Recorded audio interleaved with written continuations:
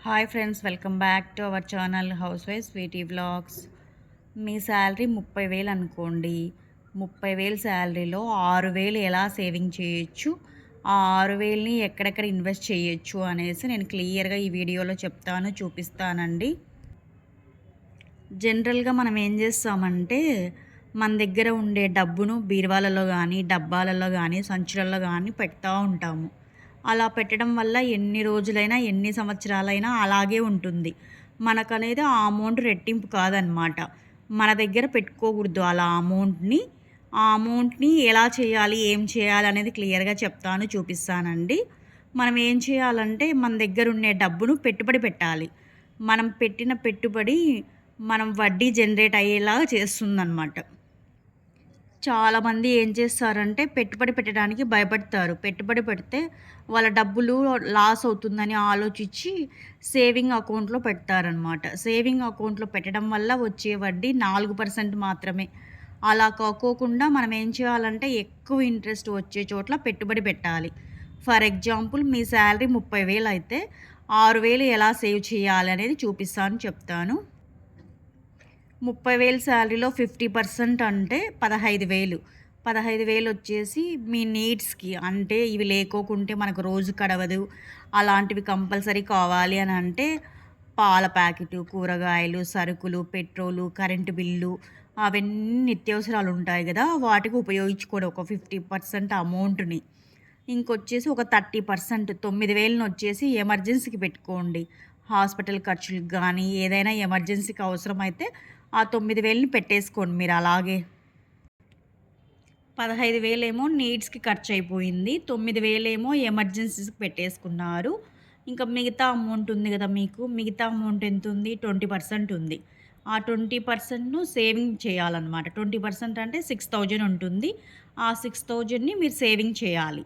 ఎలా సేవింగ్ చేయాలంటే ఒక 2,000 వచ్చేసి మ్యూచువల్ ఫండ్‌లో ఇన్వెస్ట్ చేసుకోండి. మంత్లీ 2,000 ఇన్వెస్ట్ చేసుకున్నారంటే మీకు 15 సంవత్సరాలకు 8,00,000 చిల్లర వస్తుందన్నమాట.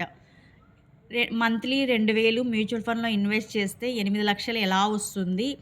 ఎంత యాడ్ అవుతుంది? ఎంత ఇంట్రెస్ట్ వస్తుంది? అనే దాని మీద నేను వీడియో చేశాను. నా ప్రీవియస్ వీడియో చూడండి. 2,000 సేవింగ్‌తో 8,00,000 ఎలా వస్తుంది అనే వీడియోలో క్లియర్‌గా చెప్పాను, చూపించాననమాట. ఇంకొక 2,000 ఉంటుంది గదా! ఆ 2,000 మీకు ఒకవేళ అమ్మాయిలుంటే సుకన్య సమృద్ధిలో వేయండి. ఒకవేళ అబ్బాయిలున్నారనుకోండి పీపీఎఫ్ అకౌంట్‌లో వేసుకోండి. అక్కడికి ముందు 2,000, ఇప్పుడు 2,000, 4,000 పోయిందనమాట. 4,000 ఆల్రెడీ మనం ఇన్వెస్ట్ చేసేసాము. ఇంకొచ్చేసి మన దగ్గర ఇంకా 2,000 ఉంటుంది. ఆ 2,000ని ఏం చేస్తామంటే ఒక రూ. 1,000 నేషనల్ పెన్షన్ స్కీమ్‌లో పెట్టండి. మనం రిటైర్డ్ అయినప్పుడు మనకు డబ్బులు ఎక్కువ ఉపయోగపడుతుందనమాట. హాస్పిటల్ వైస్ గానీ, అప్పుడు మనము ఎక్కువ వర్క్ చేయలేం గదా! ఈ పెన్షన్ మీదనే ఆధారపడి ఉంటాం కాబట్టి కంపల్సరీ ఒక రూ. 1,000 నేషనల్ పెన్షన్ స్కీమ్‌లో పెట్టుకోండి.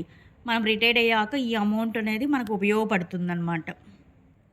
ఇంకొక రూ. 1,000 అనేది మీ ఇష్టమండి. గోల్డ్ సేవింగ్ స్కీమ్స్ ఉంటాయి గదా! 11 మంత్స్ కడితే మీకు జీఎస్టీ లేకోకోకుండా, తరుగు కూలి లేకోకుండా వస్తువులు ఇస్తారు అని అంటారు గదా! అలా అయినా పెట్టుకోండి.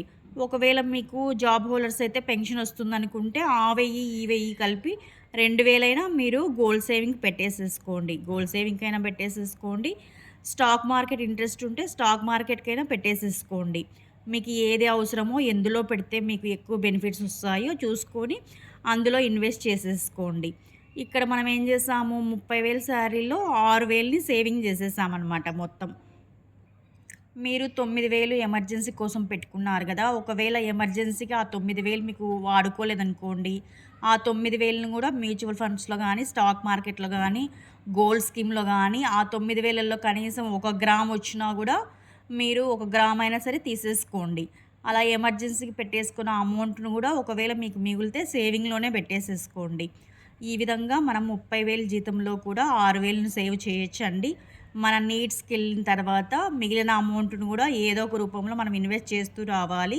ఇలా ఇన్వెస్ట్ చేస్తూ వచ్చినామంటే మనం ఎక్కువ అమౌంట్‌ను సేవ్ చేయగలుగుతాము. కొత్తగా ఎవరైనా నా ఛానల్ చూస్తున్నట్లయితే please like, share and subscribe అండి. మీ సపోర్ట్ వల్లే నేను ఇంతవరకు రీచ్ అయ్యాను. థ్యాంక్స్ ఫర్ వాచింగ్ అండి.